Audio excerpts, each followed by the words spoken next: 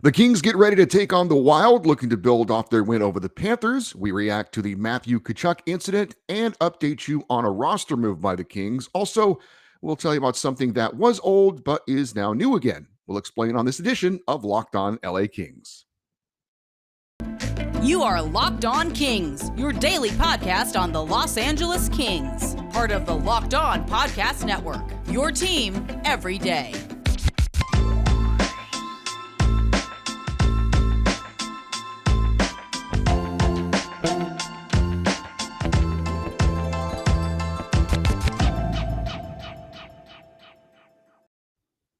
Hey, Kings fans, welcome to Locked On LA Kings, your team every day. Thanks for making Locked On LA Kings your first listen every day. We are free and available wherever you get your podcasts and on YouTube. Please like and subscribe if you're enjoying this content. At last check, we were at 831 subscribers, on our way to our goal of 900 by the end of November. Thank you to all who have subscribed and are supporting the YouTube channel and the podcast as well. And if you can, please recommend the show to your fellow Kings fans. My name is Eddie Garcia. I am your host of Locked On LA Kings. I have worked in sports media for almost 30 years. For the past 20 plus years, I've been at the Fox Sports Radio Network. I'm also co-host of the Puck Podcast, a weekly NHL review show that's been putting out content for the last 16 years. And of course, a very passionate LA Kings fan for over 30 years. The LA Kings are back in action tonight on home ice as they take on the Minnesota Wild. LA checks in with a record of 7-6-1, coming off a nice 5-4 win over the Florida Panthers this past Saturday. In that win, the Kings scored 3 goals in the second period, 2 more in the third to get that 1-goal victory over the reigning President's Trophy winners, the Florida Panthers, who had the best record in the NHL during the regular season last year. Gabe Vilardi scored the game winner in the third period, his team-leading 9th goal of the season. Anze Kopitar, Trevor Moore, and Victor Arvidsson each had 2 points, and Jonathan Quick allowed 4 goals on 38 shots in getting the victory. We'll have more on Jonathan Quick's night in a second, but a pretty solid win by the LA Kings. Not perfect, but solid as the team continues to trend slowly in the right direction. But of course, that needs to continue with another solid performance tonight against the Minnesota Wild. So the biggest news coming out of that game against the Panthers was the controversy involving old rival Matthew Tkachuk. Of course, he had several run-ins with Kings defenseman Drew Doughty over the past few meetings when he was in Calgary with the Flames. And the bad blood continued with this past game against the Florida Panthers, his new team, where he signed a big contract with them over the offseason after being traded over from Calgary when he told the Flames he was not going to sign long-term with them. So it kind of started in the second period. If you didn't see the game, Tkachuk had a Panthers goal disallowed when he accidentally elbowed Jonathan Quick in the head right before a shot went into the net. If you don't know Matthew Tkachuk, that's a pretty standard move for him, and frankly, it is an effective strategy for him. He goes hard to the net. He gets into a goalie. He will bump and make contact. A lot of times, it doesn't look like it's much, but it absolutely is by design and with a purpose. And he will distract the goalie, make a little contact here and there, get ready to get a rebound, screen a goalie, things like that. He goes to the dirty area, as they like to say in hockey, and it's one of the things that makes him a very good player. But there are times when he will do things that will be very subtle, but they absolutely are intentional and have a purpose. That was the case with this one, where he did bump Jonathan Quick in the face with his elbow, shoulder area, arm, upper arm. And the correct call was made that he did make contact with Quick, keeping him from playing his position. That's goalie interference. And so that big goal was disallowed in what obviously was a 1-goal victory for the Kings. So that was kind of typical Matthew Tkachuk. I don't know that anyone who knows who he is and what he's about were surprised in any way by what he did on that one. And as a matter of fact, let's be honest, if you're a Panthers fan, you have no problem with him doing what he did in that particular incident. Again, where he's bumping a goaltender, but there's nothing really over the line or dirty about it. It's a penalty or it's a disallowed goal. By the way, there was no penalty called. They called it kind of incidental contact. So, but that's one of the things he does, and he does it very well. And it's one of the things that makes him a great player. So, but that was kind of just a taste of Matthew Tkachuk in the game. Later on in the game, final seconds, the Panthers have pulled their goalie for the extra attacker down a goal. They're trying to tie it up. And Tkachuk, again, is in front of the net where he should be where he's effective and where he thinks he can help his team win a game and get a goal and tie it up. But after the play was over, Jonathan Quick had covered the puck, whistle had blown.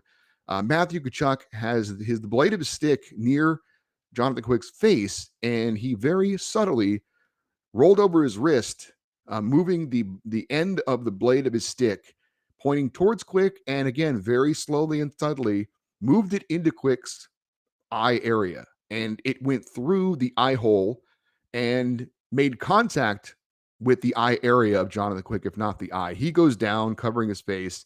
And it was at the time you had to see the replay to know what had happened, because again, it was after the whistle and it was very subtle, but it was also very intentional.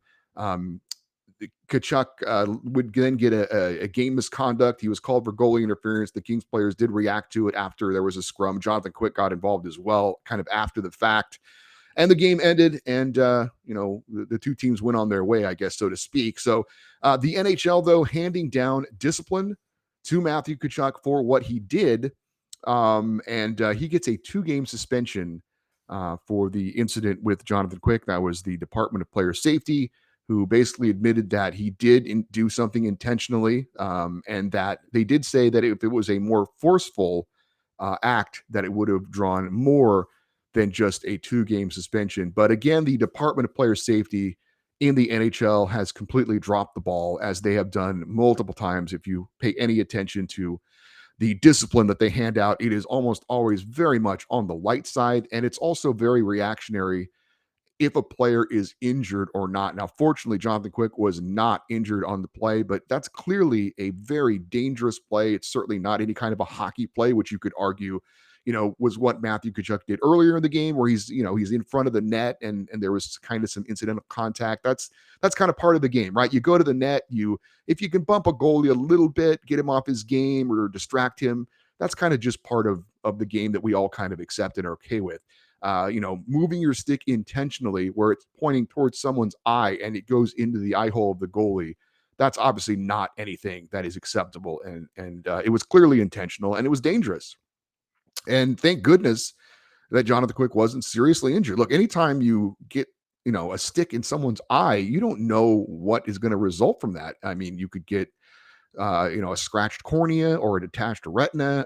And again, I know it wasn't, as the NHL said, I do agree, it wasn't the most forceful thing in the world. It was subtle, but you're still sticking the end of your stick into someone's eye, and that is incredibly dangerous. So Matthew Tkachuk also, by the way, is a repeat offender, which is a term that the NHL Department of Player Safety likes to use when they hand down multiple games. But this was the 3rd suspension of Matthew Tkachuk's career. He's also been fined by the Department of Player Safety, and usually, again, that's repeat offender status, and that comes with more than just a game or two, which is kind of standard for the NHL. And it's just not enough, because not only are you, as the Department of Player Safety, not only are you punishing someone for doing something dirty and dangerous, it's also supposed to be something that makes that player think about not doing it the next time. It's supposed to be something that prevents them in the future from doing something like this. There's no way whatsoever that Matthew Tkachuk has been deterred from doing something like this in the future by getting a 2-game suspension. 2-game suspension is nothing. You have to make the suspension have some teeth to it. You have to make a player say, you know what, that was. I mean, you would hope Matthew Tkachuk would have a conscience and say, man, I shouldn't have done that.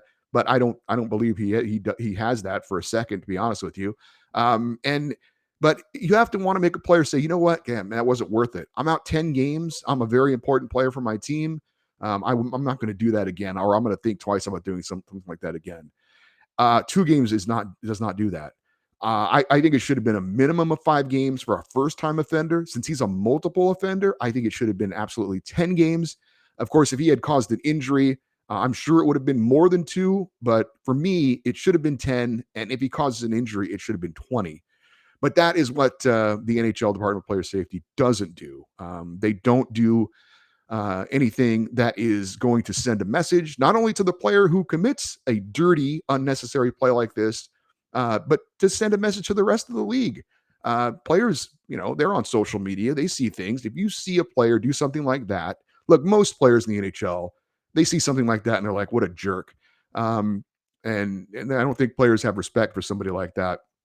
But if you see somebody get a 10-game suspension for something like that, I feel like players across the league would be like, well, first of all, they probably wouldn't do it anyway. But the ones that might do it might say, you know what, that's not worth it. And Matthew Tkachuk is a very important player for his team. He misses 10 games or more. That hurts his team. And by the way, I think if you're the team whose player does that, you're like, hey, man, we're paying you a lot of money to be on the ice. You need to not do that. So anyway, bottom line, thank goodness Jonathan Quick is okay. But it was a dangerous, dirty play by Matthew Tkachuk. Am I shocked that he would do something like this? No. But am I also disappointed in the NHL at the punishment handed down? Because again, I could absolutely see him doing something like this again. Absolutely. Just again, another mistake by the NHL Department of Player Safety. And unfortunately, it's not a surprise because they do this a lot. Now, if you've watched the show since I've taken over, I did say in the offseason that there was a part of me that was disappointed that Matthew Tkachuk got traded to the Florida Panthers because he is a guy I love to hate, and I'm not alone. There's a lot of other fans across the NHL that love to hate this guy as well. And I said at the time, and I will reiterate it, that villains in sports can be a good thing. Now, you don't want somebody to do something so blatantly dirty that they're going to injure someone or maybe who knows, end their career. I mean, we were talking about an eye for a goalie. That's pretty important. If he had done something very seriously, I mean, who knows? That could have ended Jonathan Quick's career. I know that seems like, hyperbole or whatever, but it really isn't. It was a very dangerous act and it could have had really awful consequences. Thankfully, it didn't.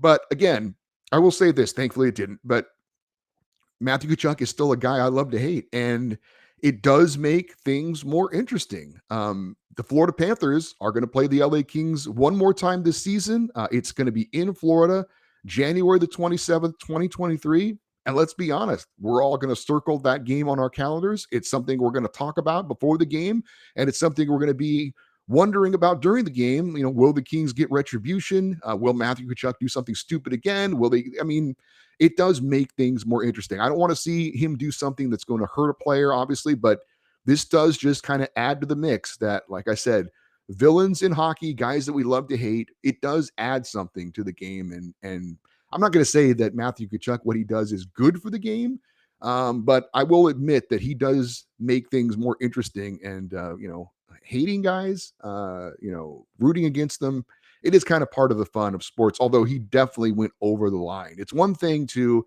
be an agitator, to be an disturber, whatever you want to call it. It's another thing to do something blatantly dirty and dangerous. So Matthew Tkachuk just doing what he does, and unfortunately the NHL Department of Player Safety doing what they do, and that is getting it wrong. We have a roster move to tell you about involving the LA Kings, and we'll tell you all about that in just a second. But first, I need to tell you about BetOnline.net. It is your number one source for sports betting information, stats, news, and analysis. Get the latest odds and trends for every professional sport and amateur leagues out there, from football to basketball to soccer and esports. They've got it all at BetOnline.net. And if you love sports podcasts, you can find those at BetOnline as well. It's always the fastest and easiest way to get your betting fix. Head to betonline.net today or use your mobile device to learn more. That is BetOnline, where the game starts. So the Kings made a roster move on Sunday. They sent center Quinton Byfield to the Ontario Reign. Byfield had played in each of the team's first 8 games as the third-line center with 3 assists on the season. But he has not played since October 25th due to illness. He missed the Kings' last 6 games. He was reportedly lost some weight because of that illness, so he's going to spend some time in Ontario to get back into game shape.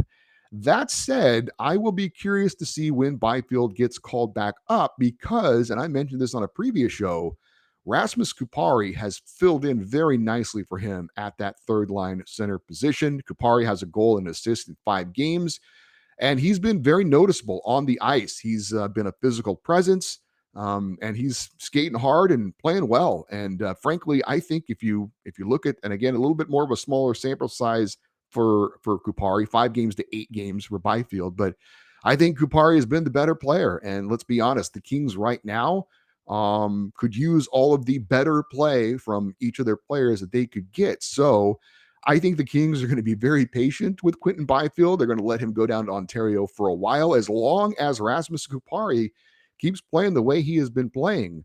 I think you got to stick with Kupari right now. he's earned it, frankly. And I know that Todd McClellan made mention of kind of an old adage that some people believe in sports, that it's not fair that a player loses his job due to illness or injury. I've heard that before, and I get the sentiment around it. But in the end, this is a bottom line business, and you got to play your best players. And if Rasmus Kupari is playing better than Quinton Byfield, in my opinion, you stick with him until he's not doing that anymore. If he falls off on his game, if he's not getting it done, and you think Quinton Byfield can do a better job, then you make that move and you call up Quinton Byfield. But right now, for me, and again, it's a great luxury to have. If you've got two good young players that you think can really fill a role for your team, that's great. I mean, it just gives you more depth. And I know, again, this may not help Quinton Byfield in the opinion category as far as those out there that will say, oh, he's underachieving. What's he doing in the AHL? Blah, blah, blah. Look, we've seen with Adrian Kempe, we've seen this year with Gabe Velarde. It may take a little longer than people want with Quinton Byfield. I know he was the second overall pick, and that comes with a lot of expectations. But if he ends up being an impact player in a couple of years instead of this year or next year, okay. I mean, the Kings have a good young crop of players. And look, it may take a little longer than some people want, but I'm as I said going into the season, it's still way too premature to talk about Quinton Byfield being some kind of a bust or whatever. Again, I think we've seen examples like with Kempe, like with Velarde. Maybe it takes a little bit longer than the experts or the fans want it to, but I think in the end, I think he's still a very, very high-end talent. But anyway, right now, there's no rush with Quinton Byfield, I don't think. And I think the Kings understand that as well. And I hope the fans do a little bit as well. But like I said, Quinton Byfield's in the OHL. He's in Ontario. Hopefully he, regains his strength and gets his, he's ready to get back into game shape. And once that happens, we'll judge where Rasmus Kupari is, and maybe they'll bring back Quinton Byfield. Maybe they won't. But like I said, if it were me, I would stick with Rasmus Kupari as our third line center for the time being. Speaking of the Reign, let's give you a quick Reign report and check in on the Kings AHL affiliate. The Reign are still in first place in the Pacific Division in the AHL. They've got a 7-2 record. Ontario did split their latest pair of games with the Colorado Eagles this past week. They won 2-0 and then lost 7-3. In that first game, Matt Villalta had 31 saves in the shutout, and Elias Anderson had both of the goals for the Reign. Phoenix Copley in the second game allowed 5 goals before being pulled and replaced by Villalta. Elias Anderson did have another goal in that one. Also, Akil Thomas and Alan Quine scoring as well in the loss. Reign captain TJ Tynan continues to lead the team in points. He's got 14 on the season. 13 of them are assists. Akil Thomas is the Reign's leading goal scorer right now with 5. The Reign will play in San Jose on Thursday. They'll be in Bakersfield on Saturday and then return home to Ontario to take on San Diego on Sunday. Also, saw this from John Hoven over at Mayor's Manor, and it appears some good news involving Kings first-round pick Alex Turcotte. After missing the Kings development camp, rookie camp, the preseason, and the start of the regular season, the former first-round pick could be cleared to return to game action with the Ontario Reign sometime this month. Turcotte, of course, if you don't remember, picked 5th overall in the 2019 draft, suffered 2 concussions last year, and hasn't played since May the 11th. Hopefully, this is the start of Alex Turcotte getting his playing career back on track. But the first step, obviously, is to get back on the ice. And again, according to John Hoven over at Mayor's Manor, it looks like Alex Turcotte is close to getting back on the ice and into game action. And we all are going to keep our fingers crossed that he can just avoid any more issues with the concussions, just finish the season in Ontario healthy and on a high note. And we can eventually see, hopefully, the talent that made him a very high pick for the LA Kings, and that he can just get a chance to get his playing career going. And hopefully, obviously, he's feeling a lot better, because concussions are certainly something serious in professional sports. We have some good news to pass along about something that you may have been a fan of from the past. More on that in a second. But first, did you know that over the holidays, property crimes like burglaries and package thefts spike nationally? Porch pirates, we call them in my area. You know, those guys that steal packages off your porch. That's why our friends over at Simplisafe Home Security are offering 50% off their award-winning security system, so that more families can feel safe and secure this holiday season. Order your Simplisafe system for half off today and enjoy advanced security and greater peace of mind this holiday season. It's really cool. You can control your system from your phone with an app, and it's crystal clear HD live stream of your security cameras. If you can't watch, no problem. They have 24/7 professional monitoring agents using Fast Protect technology exclusively from Simplisafe. They capture critical evidence and verify any threats. They even have hazard sensors that detect fires, floods, and other threats to your home. Don't miss your chance to save big on the only security system I recommend and get 50% off any new Simplisafe system at simplisafe.com/lockedonnhl today. That is their biggest discount of the year, so don't wait. That's simplisafe.com/lockedonnhl. There is no safe like Simplisafe. If you missed it, there was some big news from this past Saturday, at least big to some of us. During the game against the Florida Panthers, the Kings revealed that Bailey, the Kings mascot, has gone back to his old look. No, I'm serious. They had changed his look from back when the Kings had won some Stanley Cups, and he's now gone back to his old look, and I think he looks much better now. If you are watching on the YouTube channel, I do have a couple of pictures to share. Now, if you're not watching, if you're listening on the podcast, I'll try and describe. But here was the old Bailey with taking a picture with me back in the day. And this was after the Kings had just won the Stanley Cup, and my loving wife Karen had surprised me at work by having Bailey come and visit me for my birthday. And you can see, if you're watching on the YouTube channel, Bailey's got that smile on his face, and he has kind of the flowing mane there, I guess you could say. So this other picture I'm going to show was of the new version of Bailey that was taken recently when my wife and I were at a LA Chargers game, and he was out there. And you can see that he has a different look. The mane is not nearly as flowing. And I don't know that he really looks like a lion. If you didn't know what he was, you just saw him, you would think, is that a bear? Is that a dog?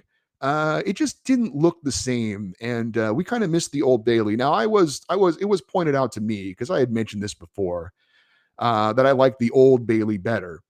And there was an incident with the person that used to be in the Bailey costume. And apparently that person was a bit of a perv and did some inappropriate stuff with one of the female ice crew members, or tried to, and ended up getting fired. And the Kings ended up getting sued by that person. And maybe that was part of the reason why the Kings decided that they wanted to make a change to this other Bailey. I don't really understand what the two had to do with each other. Like, it's the guy inside the suit. It's not the actual suit that was the perv. But I mean, that's the only thing I could think of as to why the Kings decided to go to this other Bailey. But they're now back to the old Bailey look. I think it absolutely looks much better. And I'm sure there are some people saying, are you really spending time talking about this? Yes, I am. I actually like mascots. I'm a huge fan of Bailey. I think he or she does good work. I don't know who's inside that thing, but LA Kings PR did issue a press release, and they did play this up if you were watching at all there in person. And I think they did cover it a little bit as well on the game broadcast. It was funny. They kind of stuck with the LA theme. How there was the I don't know their names. My wife knows them, but there was these two plastic surgeons that have a famous show. I think it's called Botched. And they were out there, and they had wrapped Bailey in gauze, covering up his head. And then they unveiled him. Oh, Bailey is back. So, they had some work done, which is very LA, of course. But the Kings PR did issue a press release, and it said, quote, "The Kings organization acknowledged everyone listened to the fans. There was a lapse in judgment. And most importantly, that Bailey is back." So the Kings are admitting that whoever decided to change the look of the old Bailey had made a mistake, and they brought the old Bailey back. So apparently I was not the only one that didn't like the change in the look of Bailey. And I'm going to assume I'm not the only one that is happy that the old Bailey is back. He's got that flowing mane, and it just has a different look to him and looks more like a lion, in my opinion. Anyway, good to have the old Bailey back. And hopefully he can cheer on the Kings tonight to a victory against the Minnesota Wild. We will obviously have a full recap of tonight's game on tomorrow's show. And by the way, the game tonight at Crypto.com Arena, 7:30 face-off. It is not going to be broadcast locally. It will be on the LA Kings iHeart Audio Network, but you'll have to have ESPN Plus or Hulu to watch the Kings and the Wild tonight. I may have said Panthers. The Kings and the Wild tonight, 7:30 at Crypto.com Arena. It'll be broadcast on ESPN Plus and Hulu. I will be out there at Crypto.com Arena. I'm on Twitter. I'll probably tweet out where I'm at. If anybody wants to come by and say hi, I'm always very interested and looking to meet any of the listeners of the show or the watchers of the YouTube channel. If you want, I'll be out there and again, hoping to root on the Kings with a big win tonight. If you'd like to send me an email and let me know what you think about the Kings or anything that's going on with this show, always welcome your feedback. It is lockedoneddie@gmail.com, lockedoneddie@gmail.com. I am on Twitter. At Eddie on Fox is my personal Twitter account. The show Twitter account is at Locked On LA Kings, and we're on Instagram at Locked On LA Kings as well. By the way, it's Chargers night at the LA Kings game. My wife, I've mentioned it before, is a huge Los Angeles Chargers fan, a longtime season ticket holder back when they were in San Diego, and so we always go out for Chargers night at the LA Kings game, and she wants to get that backpack, that Charger Kings backpack. My wife is also a Kings fan, by the way. She'll be wearing her autographed, blinged out Jonathan Quick jersey. So looking forward to that. And it is the day after our wedding anniversary, 14 years of marriage and happiness, and certainly awesome to be able to share my passion of sports with her as well. And that we're both LA Kings fans obviously is a good thing for our marriage as well. So we'll be out there for Chargers night with the LA Kings. Hey, thank you for making Locked On LA Kings your first listen. Now make your next listen Locked On Sports Today. It's got the biggest stories in the day in sports, plus instant reaction, big game recaps, and the take of the day. Available on the Audacity app, YouTube, and wherever you get your podcast. I'm Eddie Garcia. Thank you so much for supporting and watching and listening to Locked On LA Kings. Hopefully we have a win to tell you about tomorrow, but either way, we'll be back with a show coming up tomorrow. Hopefully you're there for that. And as always, we close out the show by saying, go Kings, go.